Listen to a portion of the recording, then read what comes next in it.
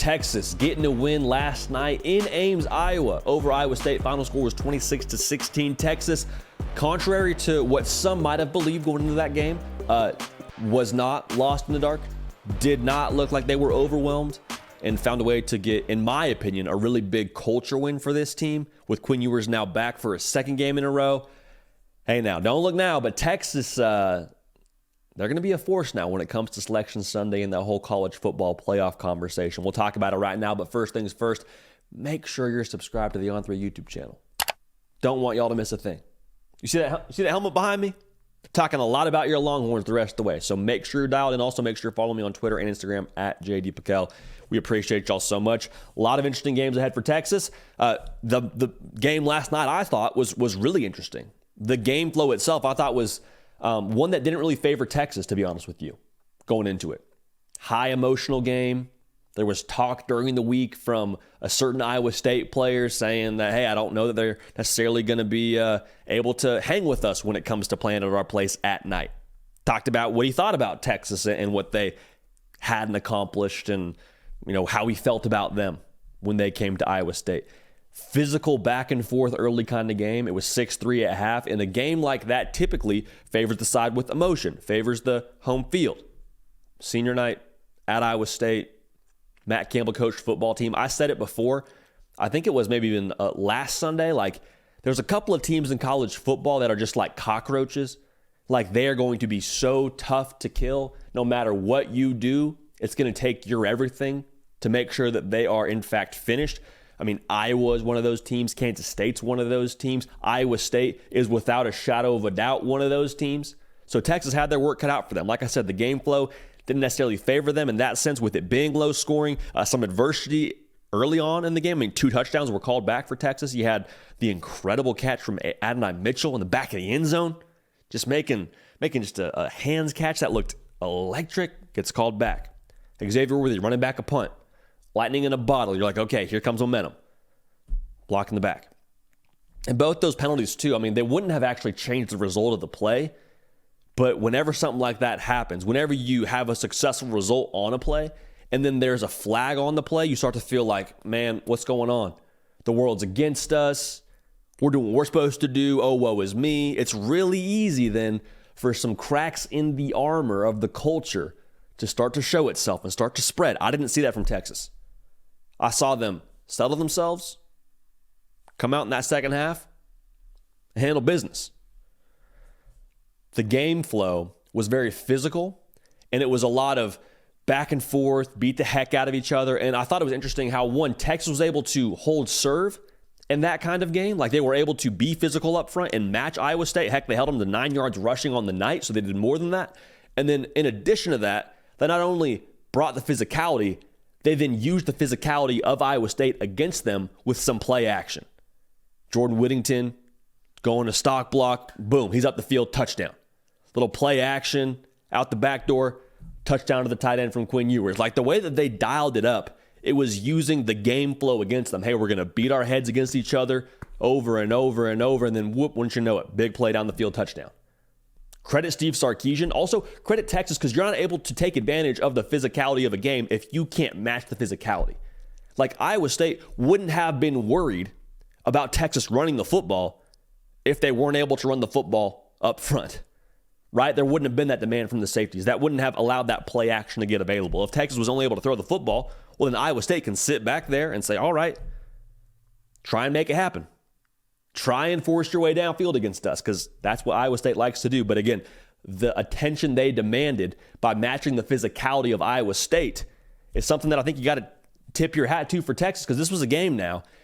In the way that it was set up, there were so many things about this spot that could have gone against Texas. If Texas's culture wasn't solid, they would have lost this football game. And I don't think we're being hyperbolic in saying that. Because going into this game, you kind of wonder, man, like, is the fuel level low for Texas? They've kind of had to just limp across the finish line in a couple of these games. TCU most recently. Then you got to go on the road and play again. Emotionally jam-packed night for Iowa State. Last time they're playing Texas before they head to the SEC with the Longhorns, that is heading to the SEC. Like, what I saw from Texas, most encouraging, there was no panic. Close game early. You're pounding away and not able to separate against 6-3 at half, there was no frustration. There was no, oh my gosh, what are we doing here? There was no high anxiety rising of trying to press and press and press. They just cool, calm, and collected, handle business, take a second for the offense to get going. All right, defense, hold it down. Ames at night, no worries, hold it down. Trash talk during the week, no worries. Just even keel, we're good. Credit to Steve Sarkisian, credit Quinn Ewers, because again, I think the persona of leadership is reflected within how a team plays. And they were extremely strong in that second half with how they finished. 20 points in the second half, which was, of course, the difference at the end of that whole thing, with, again, the final score being 26-16. So defense held their water just enough in that second half to make it happen. The way that it felt to me last night for Texas was like a reaching shore kind of feeling. Because we had saw when Quinn Ewers went down, this team started to tread water. Because Malik Murphy, really good quarterback, he's not Quinn Ewers. And I think Malik Murphy could probably start some other places if he wanted to. I think he's that level caliber of quarterback where he could start at some other Power 5 schools. And you asked him to go in there and win you football games, and he was able to do that. Stayed undefeated. Defense held up their end of the bargain. Run game held up their end of the bargain. Like, you tread water. It wasn't ideal, but you did enough to get to the other side where you got Quinn Ewers back to then be like, okay, now we can keep on climbing. Now we're good to get back on shore and keep this thing headed the right direction. Because I was curious last night, would it be okay, we reach shore kind of moment, or is it hey, Quinn Ewers is back. This roster is still just gasping for air, trying to muster every bit of fuel they can to get across the finish line and get to that Big 12 title game and then get to the Big 12 or get to the college football playoff as a Big 12 champion. Like, I saw that team settle in yesterday. Feel like they were kind of, I don't want to say like back, because back is such a dirty word when you talk about Texas, but I mean back to their level, back to their rhythm when it comes to this 2023 season. And that culture is a very big reason why they were able to do that.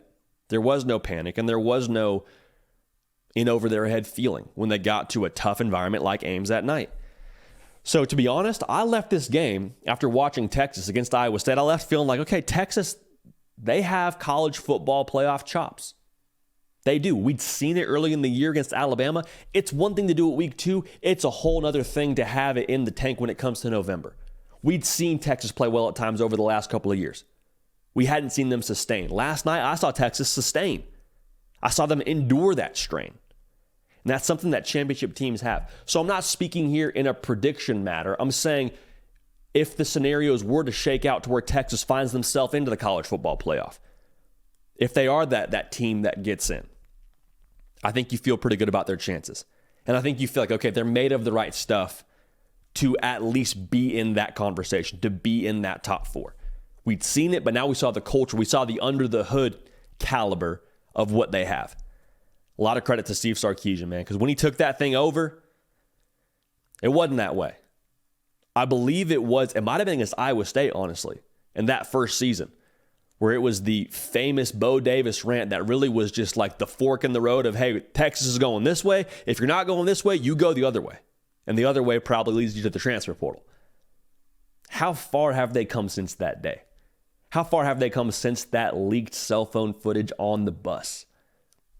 Feels like last night was a pretty good checkpoint in how far they've come culturally under Steve Sarkisian. The roster definitely taken strides. Schematically, definitely have improved and kind of solidified themselves from an identity standpoint. But like, make no mistake, the culture is why Texas is sitting in the spot they are right now, with a chance to go to the Big 12 championship and to eventually make a college football playoff. Culture is the key ingredient. So, going forward now, handle business, name of the game, style points would be nice.